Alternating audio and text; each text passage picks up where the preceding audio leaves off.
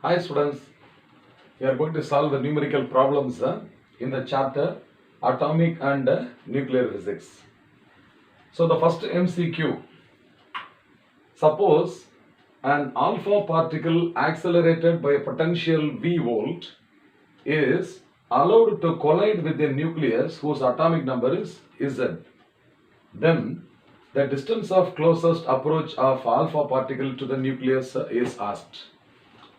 So you very well know that this problem is based on which experiment? Rutherford's alpha particle scattering experiment.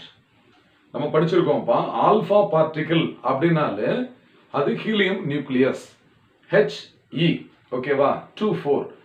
அப்போ அந்த helium நியூக்ளியஸ்ங்கிற positive சார்ஜை வந்து நம்ம gold ஆட்டத்து பக்கத்துல நம்ம வந்து டிஸ்டன்ஸ் ஆஃப் க்ளோசஸ்ட் அப்ரோச் கண்டுபிடிச்சிருக்கோம். இப்போ இது வேற ஏதோ ஒரு நியூக்ளியஸ், கோல்டு போல வேற நியூக்ளியஸ். ஓகே, அப்போ அந்த ஆட்டத்தோட அட்டாமிக் நம்பர் இசட்னு கொடுத்துருக்காங்க. ஓகேவா, இசட்னு கொடுத்துருக்காங்க. இப்போ நம்ம வந்து இதுக்கு டிஸ்டன்ஸ் ஆஃப் க்ளோசஸ்ட் அப்ரோச் வந்து நம்ம கண்டுபிடிக்கணும். ஓகேவா, இப்போ generally one atom is there. Positively charged nucleus and negatively charged electrons are revolving around the nucleus. இப்போ atomic number Z, atomic number வந்து Z அப்படின்னா nuclear charge வந்து Z times the charge of the electron. புரியுதா? or Z times the charge of the proton. அப்போ இதுதான் charge of the nucleus. புரியுதா? So இப்போ வந்து இதுல வந்து ஆல்பா பார்ட்டிகிள் இந்த நியூக்ளியஸ்ல வந்து இப்போ ஆல்பா பார்ட்டிகிள் வந்து ரீச் ஆச்சுன்னா what is the minimum distance of closest அப்ரோச்னு கேட்டிருக்காங்க. அப்போ நம்ம அட் ஈக்குலிபிரியம் டிஸ்டன்ஸ் R0ல வந்து kinetic energy of the alpha particle is converted into electrostatic potential energy. அந்த கான்செப்ட் யூஸ் பண்ண போறோம். ஸோ ஃபர்ஸ்ட் வந்து kinetic energy of the alpha particle is equal to what? This is kinetic energy of alpha particle. So it's a charge into potential. Okay, potential difference applied. இப்போ நம்ம எவ்வளவு potential difference apply பண்ணிருக்கோம்னு கேட்டிங்கன்னா V volt. இப்போ charge of alpha particle எவ்வளவு? Charge of the alpha particle வந்து 2 times the charge of a proton or electron. அப்போ 2E multiplied by V. இப்போ இதுதான் kinetic energy, ரைட்டா? அதே மாதிரி இப்போ electrostatic potential energy வந்து 1 by 4 pi epsilon naught into Q1 Q2 by R இல்லையா? அப்ப Q1 அப்படிங்கிறது வந்து charge of the alpha particle வந்து என்ன? 2 times E, ரைட்டா? into charge of this nuclear charge என்ன? Z times E தானே? Z into E. so இது வந்து Z into E whole divided by R0. இப்போ இது வந்து electrostatic potential energy of the alpha particle, இது வந்து kinetic energy of the alpha particle. அப்போ வேகமா ஆல்பா பார்ட்டிகல் வந்தது கொஞ்சம் கொஞ்சமா ரிப்பல்ஷன் பை த நியூக்ளியஸ்னால ஸ்பீடு கம்மியாகி ஸ்டாப் ஆகி எப்படி ரீபவுண்ட் ஆக போகுது? இந்த பொசிஷன்ல ஈக்குலிபிரியம் பொசிஷன் பேரு. அப்போ at the equilibrium position from the nucleus the alpha particle is at a minimum distance of R0. இப்போ இந்த டிஸ்டன்ஸை நம்ம கண்டுபிடிக்க போறோம். இது ரெண்டே ஈக்குவேட் பண்ண போறோம் இல்லையா? அப்படிதான் டெரைவ் பண்ணியிருக்கிறோம். அப்போ இது ரெண்டே ஈக்குவேட் பண்ணோம் அப்படின்னாக்க 2EV on the left hand side. அப்ப 2E into V on the left hand side. So this is equal to 1 by 4 pi epsilon naught into 2E into ZE.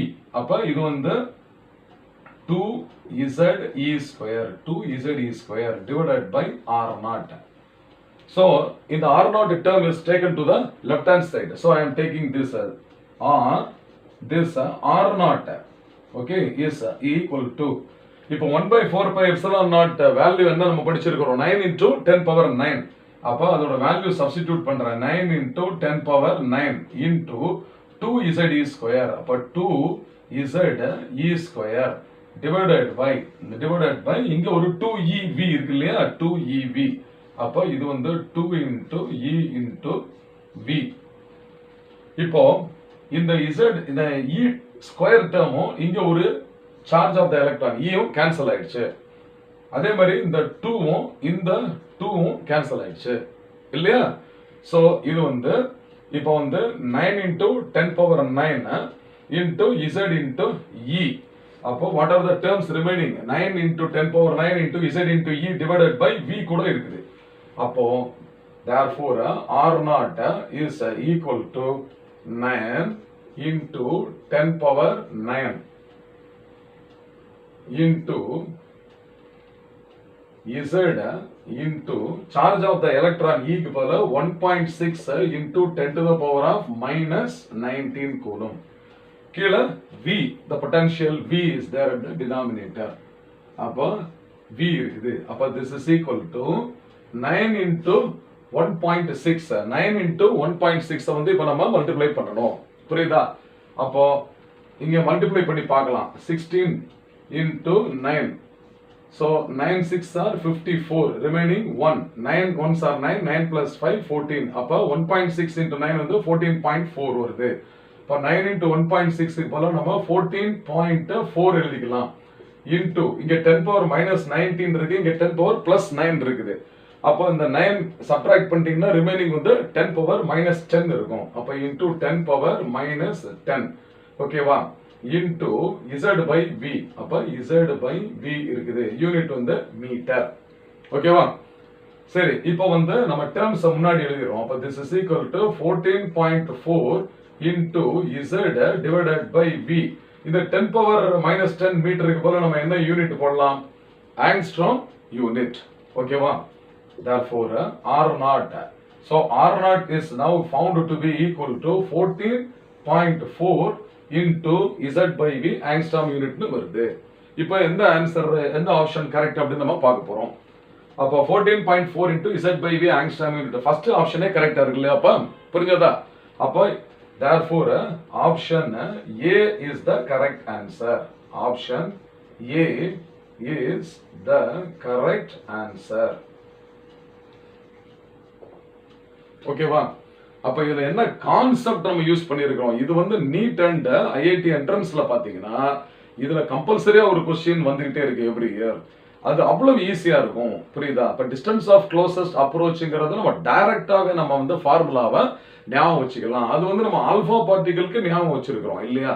அதே மாதிரி இன் ஜெனரல் எந்த நியூக்ளியஸுக்குமே எப்படி டெரைவ் பண்றது அப்படின்னு கேட்டீங்கன்னாக்கா electrostatic potential energy is equated with kinetic energy அப்படி போட்டீங்கன்னா இந்த ஈக்குவேஷன் வந்துரும். இந்த ப்ராப்ளம் சால்வ் பண்ணிடலாம். I hope you have understood well. Fine.